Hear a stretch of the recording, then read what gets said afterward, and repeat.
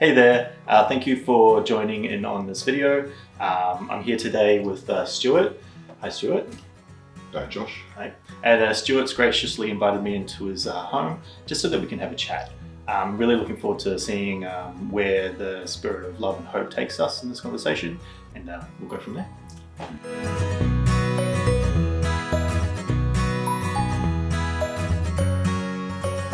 Yeah, I mean, we're just talking about the divinity within all and within all of creation, and the potential that the spirit of your companions and your pets, is progressive.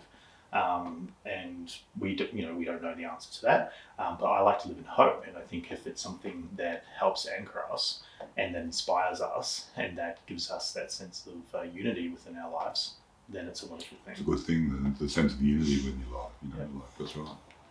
So consistency, unity, sort of connectedness.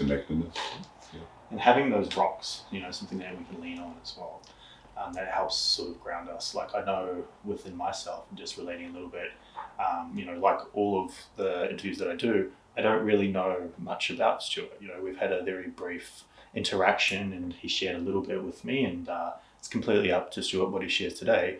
But I do know that there's been some challenges in terms of your wellness with mental health. And that's something that I've definitely experienced a lot of throughout my life as well. And one of the challenges I had was having something to bring me back, having something that was my anchor in terms of, okay, the elastic band can stretch so far, we don't want to get lost in the wilderness, how we return. And often that's the rock, that's the concept of something to have as a firm placement. I think it's so important to have that for each of us. It can be unique. Do you think perhaps that this would be an expression in your companions, or?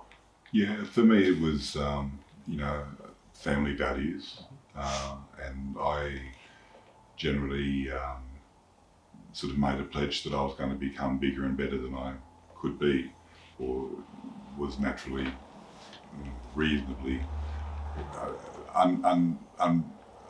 unrealistic expectations. So having that common thread, and when things did go haywire, I basically just reflected back on who I was and where I was born, and just sort of started from there, just to actually pull things back to myself. But now, it's that companion, and I've got Max here. He keeps me pretty grounded and communicates and I think he's gorgeous. And you can't see this on the video, but he has the most beautiful blue eyes. I think they're blue. They're blue. They're blue and perfectly clear, and I think they're some of the best eyes I've ever seen. Really like his eyes. I guess I sort of did jump a little bit ahead. When you contacted me, I'm guessing you had some thoughts as to what you might want to talk about and share. So I'll leave it to you to sort of guide on that, and then maybe just every so often I'll come in with a bit of a reflection or to clarify a point, see if we can both understand it as well. So I suppose the thing that I sort of become aware of and stuff is the fact that to some degree suffering is some form of prerequisite in some ways to actually sort of finding sort of completeness in the world. You know what I mean? I don't really. I've been fortunate in my circumstances, after going through the various phases and upheavals that I have, is that I've always landed in a safe spot.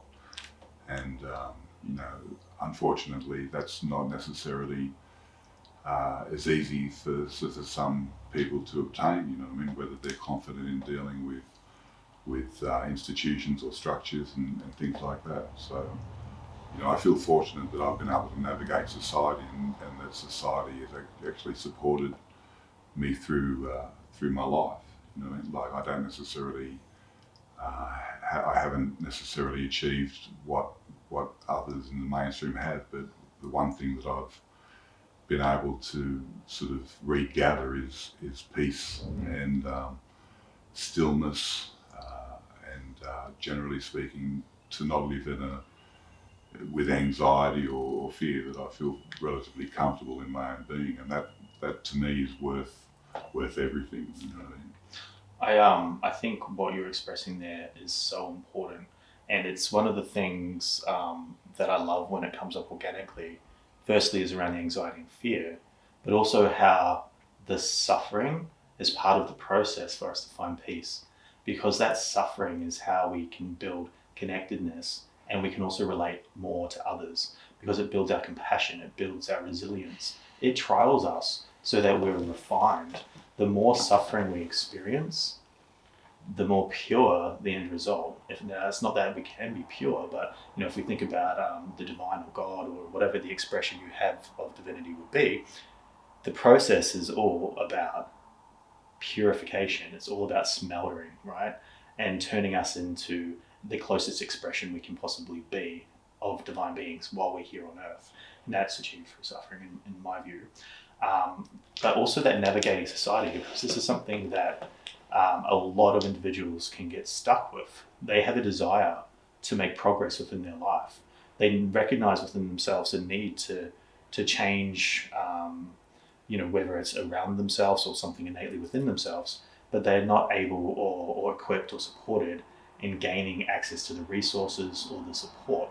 And often the bureaucracy, the way that we've established our system, it's not based on dignity, and it's certainly not based on compassion. It can cause roadblocks, it can get us stuck. So just have a look at the link that's going to be at the bottom of this video, because one of the services that I offer within Newcastle is a helping hand, which is to navigate the bureaucracy. If you'll get stuck, or you're looking to enhance your life, or you've got a problem with paperwork, or you need a hard phone call to be made and you're not sure how to express the challenge that you're having, then I'm here to help you. So I wanted to share that because I think it's so important that we can support an individual on their journey of improving their life in whatever way that is, and loving themselves. And sometimes our system just does not enable that. Yeah, it's difficult, the systems, generally have the intention to sort of do things, and to a degree they do, but it's often a hard crunch and difficult, to get the cogs moving and stuff. Yeah, and it can appear like a roadblock. And when you're coming from a position of already not necessarily loving yourself or valuing yourself or feeling empowered to express your best self, when you encounter systematic challenges that you're not equipped or you don't have yet the resilience, and that's not a condemnation or a judgment. It's easy to get stuck in these situations. But when that occurs, sometimes it's easier just to become stagnant and to stand still, because the roadblocks can present themselves as mountains, right? When in reality, if we have a helping hand or we're able to shift how we see things, they can become anthills instead, right? So I think that's really important. Thank you for sharing that point. So you're talking a lot around that, that fortune that you had, that thing that you're really grateful for was that you were able to attract that support and you were nurtured, and society did help you, which I think was a blessing. And often that comes to us from the nature of our heart as well, right? We attract what we put out. What do you think that it came from? Where were you attracted? No, I agree. It comes from the nature of your heart and what you put out, and essentially, misfortune can happen, and good things, bad things, but God certainly favours and works with those who have a purer heart and have good intention. You know what I mean? Like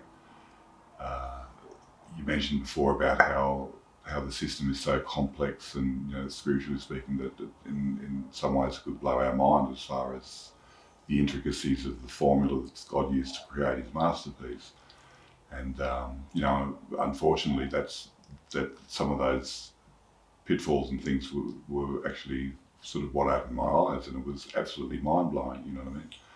But essentially, I think it's important that we try to do what's right and try to do what's good, and always try to improve and overcome. And it doesn't have to be huge things, but it's just got to be a general sort of focus and intention of doing the right thing. You know what I mean?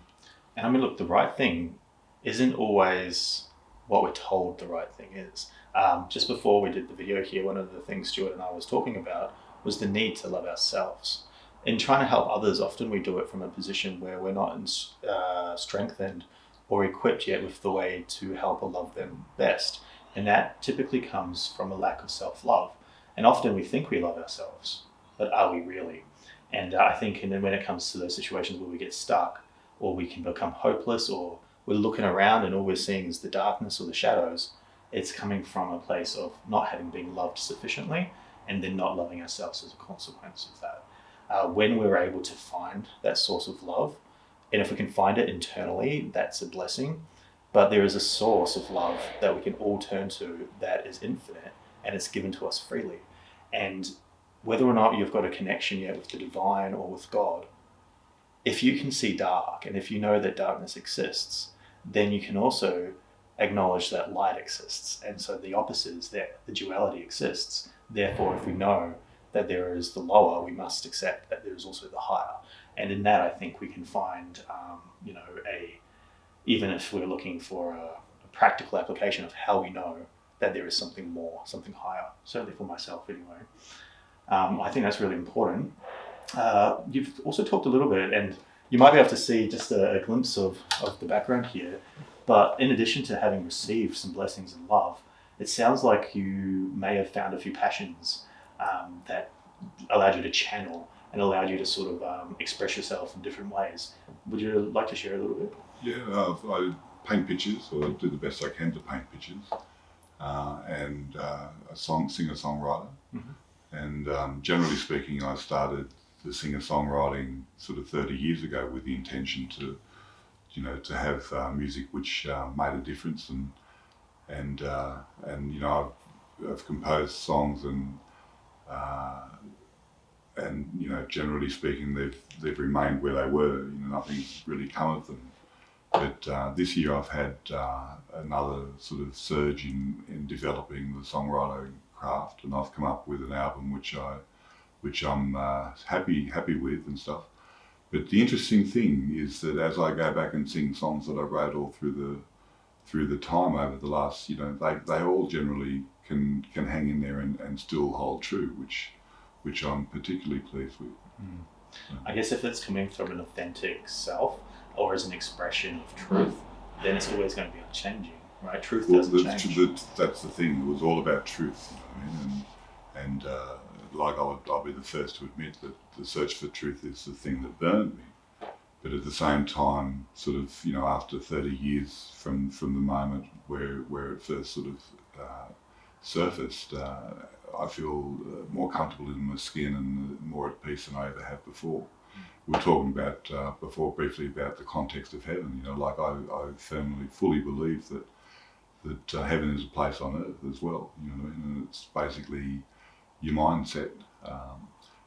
We hear about meditation and things like that, and another thing is non-attachment as well. So to love deeply and stuff, but not necessarily become too attached to any particular thing. Mm. So that doesn't mean that you don't appreciate it, that you don't respect it, that you don't honour it, all those sort of things. But you don't necessarily get around to the ownership of it. Mm. You know what I mean? It's sort of possession, strong ownership, all those things. Generate things which I don't necessarily think are in the context of truth as far as God,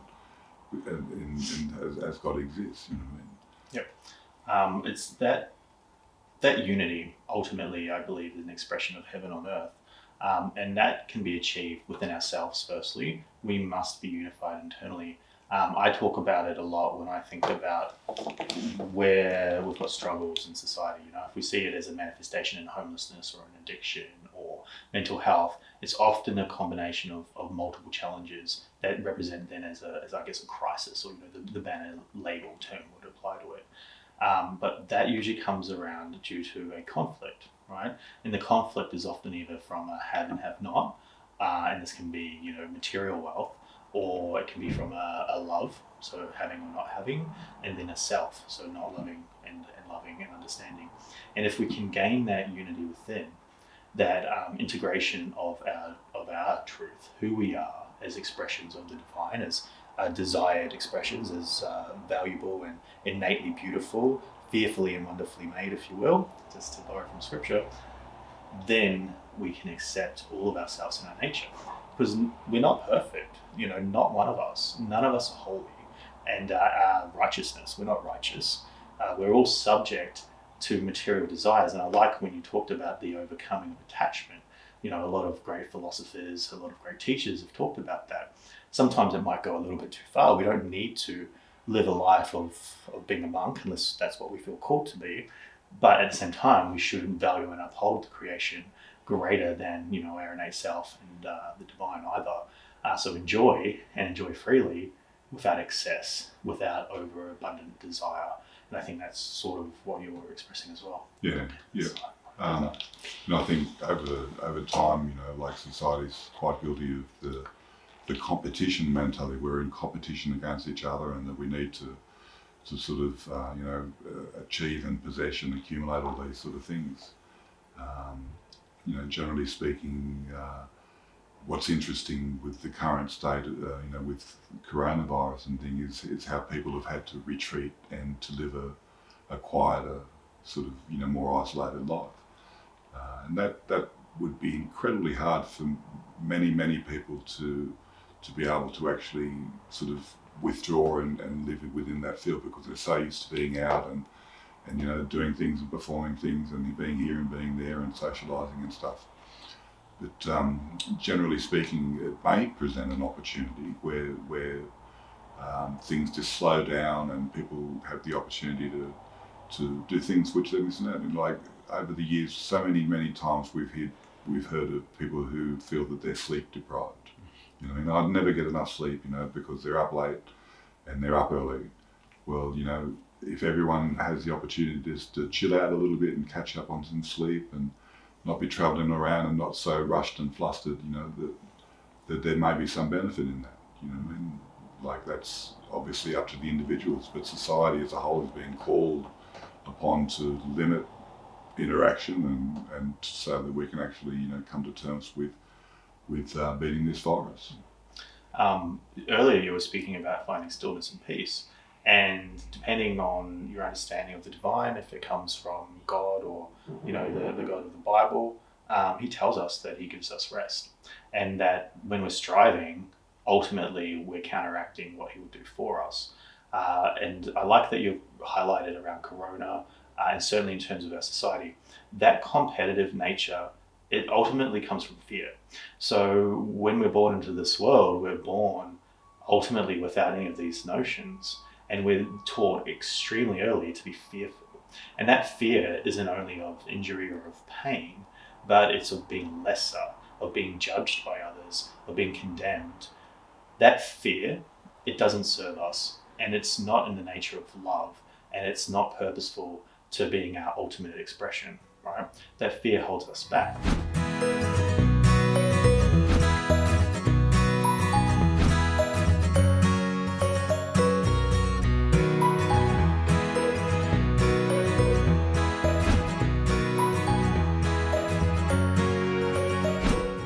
Following any of my videos, you'll probably find consistently there's always a learning lesson for me in production of video. In this one here, I had a pre-thought earlier today, is my battery charged enough? And it turned out it was not. So in full disclosure, we've just changed over to my phone camera now. We were just talking very briefly to reconnect on fear, ultimately, and how it's becoming something that can consume us at the moment, because there's so much negativity and the need to be reminded of that hope and that positivity. Because when we don't respond in fear, we allow the good ultimately to express as well. And I was sort of going down that sort of path just to reflect on the stillness and on the peace that we can experience. And how, I guess, in this environment of being at home and having these opportunities to have more time to heal, we can use this in positive ways. It's ultimately a gift if we look at it as such, that we now have that time for more sleep. We're not being driven to work crazy hours. The need to work 80, 60 hours, 50 hours is really symptomatic of a broken system, or the education that the more you have is the value that you have. Whereas ultimately it's not how much you have, it's how much you give. There's enough for all of us, and that competitive nature ultimately comes from that place of fear again, just to sort of loop it back. And then I know that you are having a really good thought too on that. That's right, yeah, and essentially you can have everything and own nothing. I mean, obviously, like food, shelter, clothing, those things are vitally important. But I'm, as I said, I'm quite fortunate, and I do have possessions, and I'm quite happy. But it is possible to have everything and have have the whole universe within you, and be accessible to you. And this is the term which is thrown around quite commonly as knowledge. Knowledge when they use it in a spiritual sort of context, and in that that answers are innate, and that your mind actually sort of knows the answers, and that you can actually recall facts and different things just spontaneously. I agree completely with what you're saying, though I would challenge you on this one point, and perhaps it's more an expression of wisdom. So wisdom being an innate expression of that divine connection, and it comes ultimately from love. That ability to have wisdom is also something that we gain through that refining process. So when we've experienced hardships, it builds wisdom. We learn, we get to then see the patterns within our reality, within this creation. And I think that's the wisdom. Knowledge, I would typically refer to more as being the understanding of man, what we've collected within our books. And as I guess you know, is often that's fallible. It's an observation as what we can gauge or what we can understand now, sometimes influenced also by prejudice or assumptions, agenda. We like to, certainly I like to operate from a basis of assuming the best in all cases, but in the world we live in, sometimes bias is put in there, whether intentionally or unintentionally. So it's the wisdom that we can all grow within ourselves by self-reflection, and also reflecting on and questioning not loudly and not in opposition to, but questioning from a desire to understand. We can gain more wisdom, and if we apply our innate wisdom, sometimes we might see that not everything is coming from the right place. It can sometimes come from that spirit of fear or from an agenda as well. But I mean, wisdom or understanding, knowledge, all same things. I'd love to. Wisdom's a good thing, because we said at the beginning when we were talking about how there are things within the law of heaven which exist and stuff that are perhaps best not known. And knowledge is sort of part of that as well, that things exist and that they be, but it's not necessarily important or in your best interest to actually go down that path, and to have that sort of knowledge revealed. But just the ability to be able to sit in the quiet and actually maintain your own thoughts without having the stereo or the TV or anything like that, without having to actually consume something, and see where your mind leads you. You know what I mean? And as I said, 30 years ago, chaotic and confusing and things like that. But generally speaking, over time, you'd find that you don't necessarily need to watch the TV, because you've got a nice, comfortable thing going on in your own mind. Yep, exactly. And if we can find that comfort within, we don't need to seek it externally. And that might also be, I guess, where some of that difficulty and adjustment during the lockdowns is coming from, because a lot of us are seeking our meaning or our purpose, our fulfillment externally, rather than finding that all we need is within, and can be supplied from above. But it's that, again, as an individual journey, and I guess learning process as well. But there's the gift again in this time, is that chance to connect with what's important. That's right. Yeah. So you talked a lot just before around sort of the lyrics maintaining truth, and the integrity of meaning. What about your expression in terms of your paintings? How does that process work? Is there any thoughts there? Generally speaking, my favourite paintings are when I have no intention. I don't know what is necessarily going to appear on the canvas, but I just start with the colour and just sort of slowly start painting, and I'll move around and then mix the colour on and work it as we go. And there are two challenges. There's one to keep the colour clean, so that the colour doesn't sort of turn muddy or lose its vibrancy. And often sort of you'll create things will just magically appear, and it'll be the clearest image that you can see. And if you try to enhance it and bring it out, often you lose it. You know what I mean? And other times you'll have something which you think is really perfect, and you're enjoying what you're doing and sort of over here, but next thing you know, you move over there and you're going over the top of it. So it goes. So it can be very, like you'll see things which which sort of come through, and they're so vivid, they're so real, they're so way out and amazing, but they can be so fleeting because the smallest sort of momentary lapse and you've either gone over the top of them, or other times you'll try to enhance them and then you just lose it as well.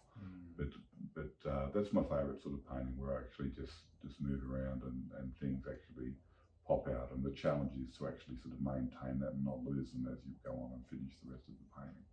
I guess, what you're speaking of there really touches my heart in terms of my understanding of how God works within the world, because when we're striving, or we're certain, or we're set in our mind as to the outcome that we were trying to get to, that we know what it is that he would have us do, or that our way is the way we must go, or that, if only I do so much work and I push this direction, I'm going to get this outcome.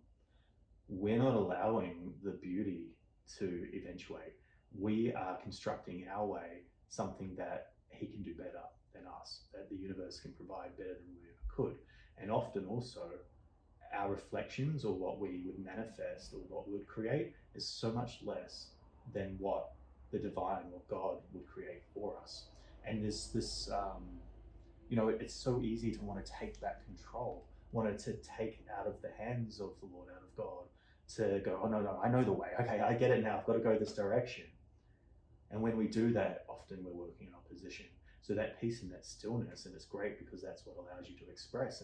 And what you just said there is something I've been experiencing myself recently, which is, you get to see the expression, the divine starts to come, and then you try to enhance it, or you try to actualize it more in the direction that you want, and then you've erased it. For sure.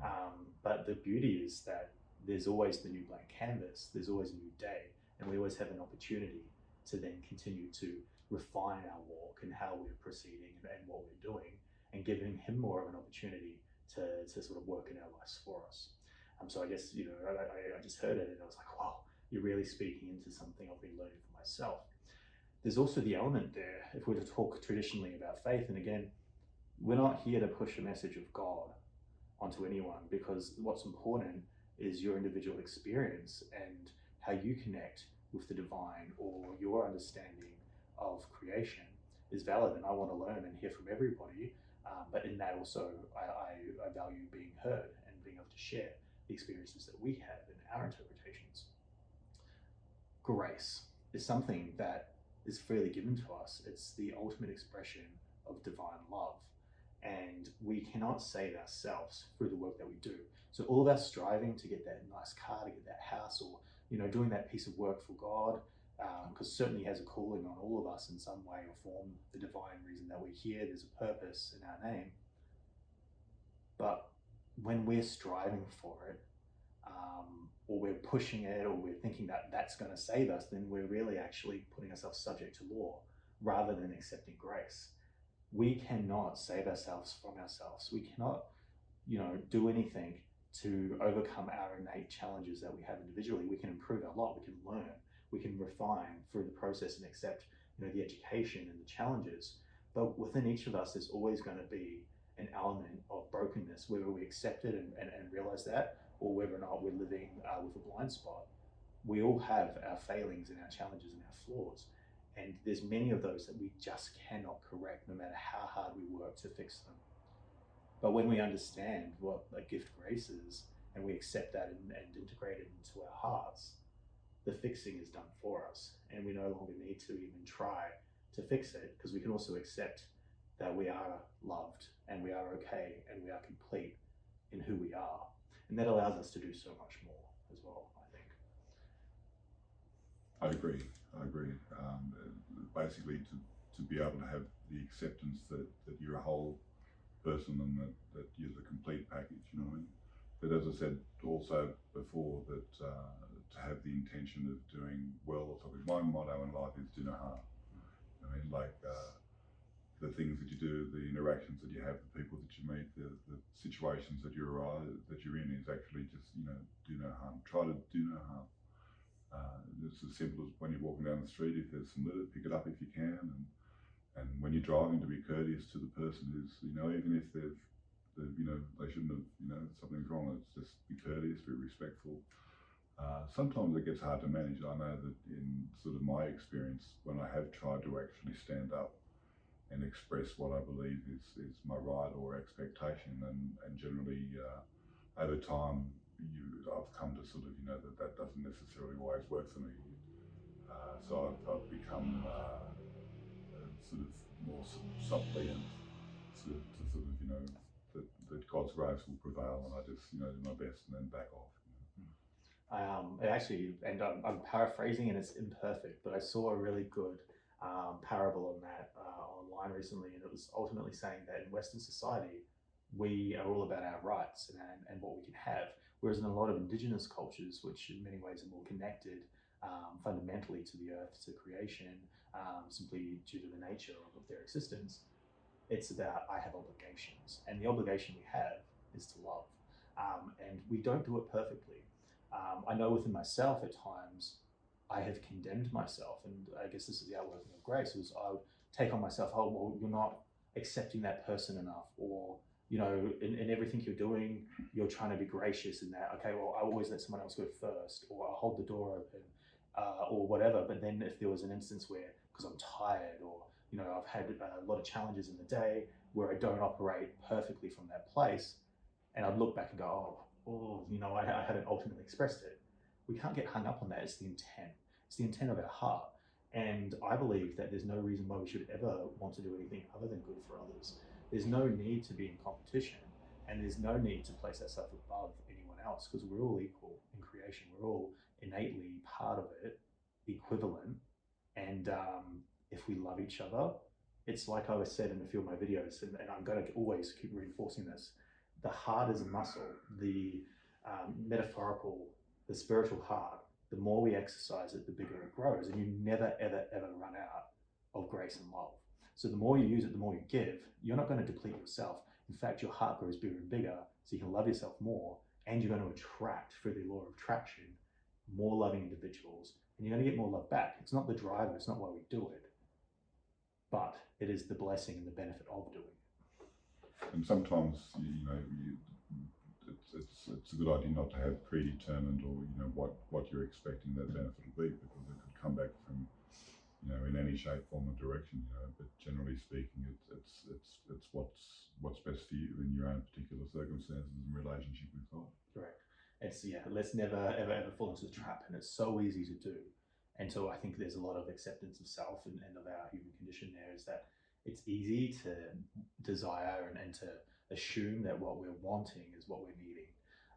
But we need to accept that the blessings often come in disguise, and we don't realize exactly how fortunate we are until we have hindsight. So I think that's why if we look at everything and always assume the best of others as well, even in a situation where we may assume that they're doing something in opposition to us, or we make an assumption, I always like to then pull it back to, let's assume the best until they present the worst. So often I would have someone come to me and say, oh, so-and-so in this. And I'm like, well, okay, I hear that's been your experience, but I would like to make my own understanding of them, through interacting with them. And more often than not, it's been, my experience is different. It's very, very infrequent that, the negative has been true. And I think if we can always pull ourselves back, because that's also recognizing our own faults and failures. We're all human, and we sometimes unintentionally do things that would appear to be in opposition to someone. If our intent isn't to challenge, or it's not to harm, if it is genuinely of our heart to do good and we make a mistake, it's okay, we make mistakes. If it's something that we can easily correct, and that can often just be an apology, or it can be a nice gesture, then we can do that freely. There's no shame in going up and going, hey, well, actually, I didn't intend to do that.